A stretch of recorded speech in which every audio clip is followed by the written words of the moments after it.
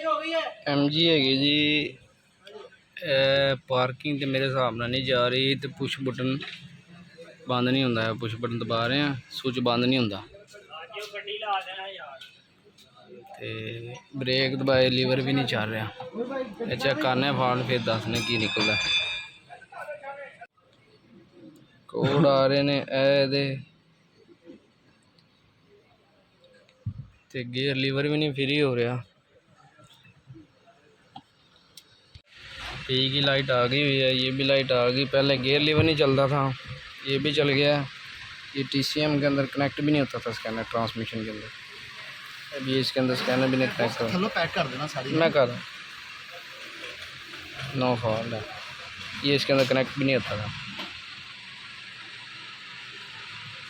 گاڑی سلپ بھی نہیں دیتی تھی الحمدللہ گاڑی اسٹارٹ ہو گئی ہوئی ہے چل گیا ہوا گیئر لیور وہ لگایا اس کا فال تھا کسی نے یہ فیوز نکالا ہوا تھا اس کا ایک یہ والا 15 امپیئر والا